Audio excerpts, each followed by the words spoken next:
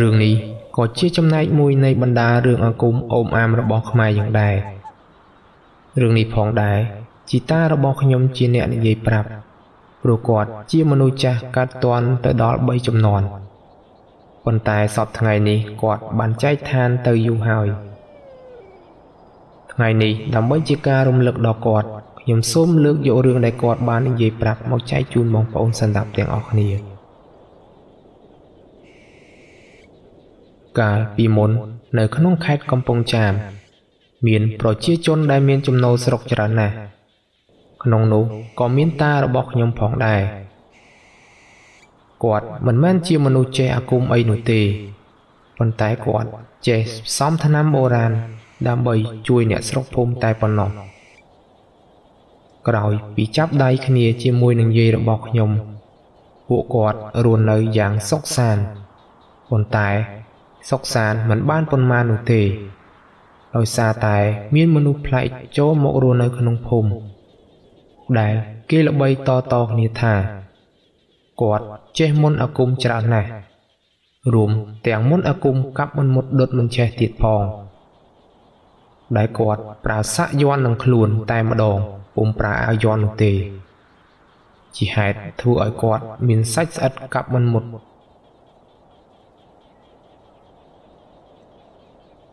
នៅថ្ងៃមួយមានបុរសម្នាក់ចេះអាគមដំស្នឹងគាត់បានបង្អួតអ្នកស្រុកលេង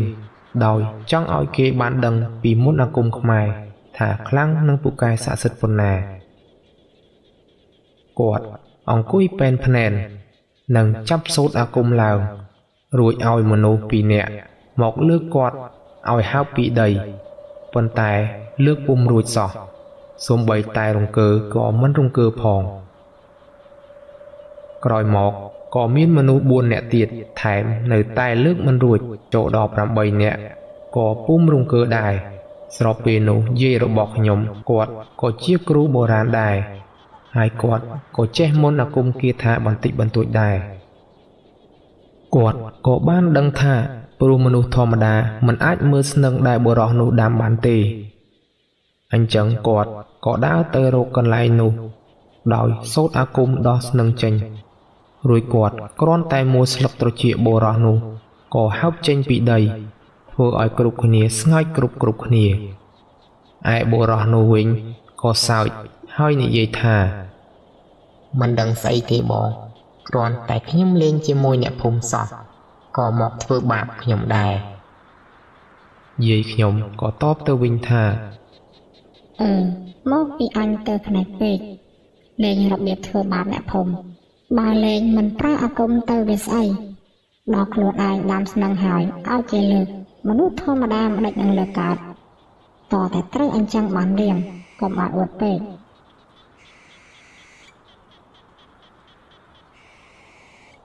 ថ្ងៃមួយបុរសដែលផ្លាច់មុខចូលមករស់នៅក្នុងភូមិនោះស្រវឹងស្រាទាំងថ្ងៃរួចក៏ដើរស្រែកជេរគេពេញនឹងហើយកើតជារឿងវាយតបគ្នាគ្រប់គ្នាក្តៅក្រហាយណាស់ស្រាប់តែពូចនជាមនុស្សដៃឆៅគាត់បានស្ទុះទាញកាំបិតភ័ក្រទៅកាប់បុរសនោះប៉ុន្តែមិនមុតសូម្បីតែបន្តិចបុរសនោះដោយឃើញខ្លួនឯងអស្ចារ្យក៏សើចកើនថែមទៀតបន្តិចក្រោយមកលោកមេភូមិក៏មកសម្របសម្រួលដើម្បីកុំឲ្យមានបញ្ហាទៀតរឿងនេះក៏បានស្ងប់ស្ងាត់ទៅបានមួយរយៈបានប្រហែលជាមួយខែក្រោយមកអ្នកភូមិក៏ស្រាប់តែបាត់ក្របីស្ទើរគ្រប់ផ្ទះដោយមិនដឹងថាបាត់ទៅណាទោះបីជាដើររកយ៉ាងណាក៏ដោយក៏រកមិនឃើញនៅវេលាយប់មួយក្នុងពេលគ្រប់គ្នាកំពុងតែដេកលង់លក់ស្រាប់តែផ្ទះតារបស់ខ្ញុំឆ្កែក៏ចាប់ផ្ដើមព្រុសពេញនឹងអញ្ចឹងគាត់ក៏សង្ស័យប្រកាសថាជាចោរចូលផ្ទះជាមិនខានព្រោះក្របីផ្ទះគាត់មិនទាន់មាននរណាលួចបាននោះទេព្រោះវាជាក្របីខ្លាំងសូម្បីតែខ្លាក៏ស៊ីវាមិនបានផងតារបស់ខ្ញុំគាត់ក៏បានដាស់យាយមួយសន្ទុះសំឡេងឆ្កែក៏បាត់គាត់ក៏អើតតាមមកអួចផ្ទះក៏ស្រាប់តែឃើញខ្លាមួយក្បាល កំពុងតែដើរលោបចូលមកក្រោលក្របី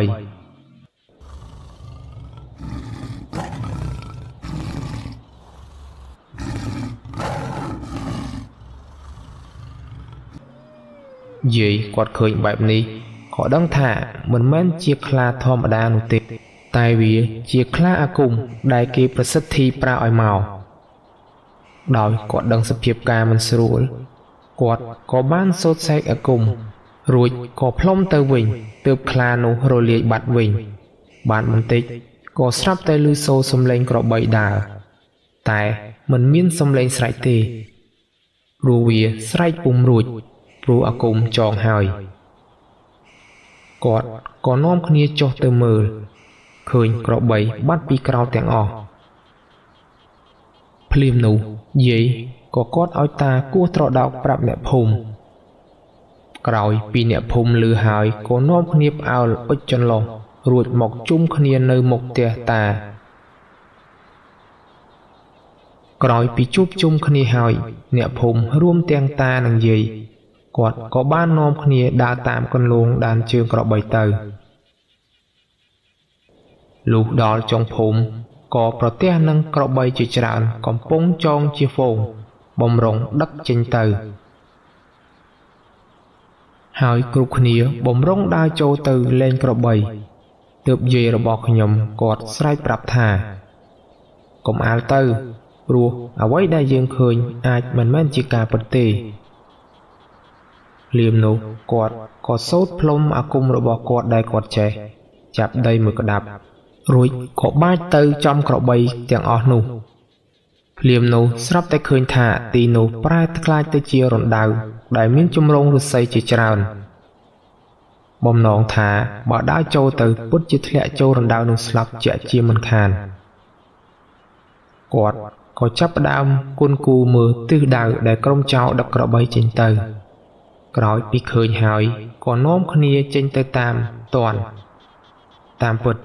គឺបុរសប្លែកមុខម្នាក់នោះសោះដោយសារតែគេមានអំណួតរឿងអាគមកាប់មិនមុតដុតមិនឆេះ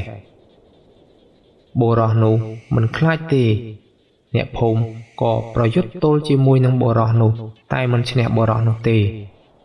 សូម្បីតែយាយរបស់ខ្ញុំក៏គាត់មិនអាចជួយអ្វីបានដែរគ្រានោះតារបស់ខ្ញុំគាត់ក៏បោះពាក្យថាកាប់មិនមុតដុតមិនឆេះមែនតែមិនមែនវាយមិនចេះក្រំឯណាលៀមនោះអ្នកភូមិក៏នាំគ្នាព្រួតគ្នាចាប់ដៃបុរសនោះនិងយកដំបងមកវាយតែបុរសនោះនៅតែមិនកាត់អីតាខ្ញុំក៏លើកដៃឡើងទៅខាងលើនិងបួងសួង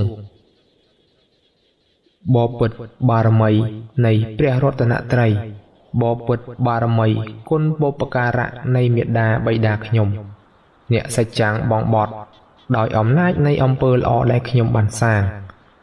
សូមផ្ដល់នូវឫទ្ធិអនុភាពដល់កំបិតខ្ញុំនេះឲ្យកាប់ពួកអបលកលណាឲ្យមុតវិនាសតៃហោងដូចបំណងក្រោយពីគាត់បានលើកកំបិតទៅលើរួចបួងសួងហើយគាត់ក៏បានរត់ចូលព្រៃមួយស្របក់រួចបានបន្តិចគាត់ក៏ស្ទុះចេញទៅកាប់បុរសនោះដូចបំណងមួយកំបិតហូរឈាមស្រោចពីងខ្លួនបុរសនោះក៏ដឹងថាអាគមរបស់ខ្លួនមិនអាចយកឈ្នះតារបស់ខ្ញុំបានក៏រត់គេចខ្លួនបាត់ទៅចាប់តាំងពីថ្ងៃនោះមកក៏មិនឃើញរស់នៅក្នុងភូមិនោះទៀតដែរហើយអ្នកភូមិក៏រស់នៅបានសុខសាន្តជារៀងរហូតទៅ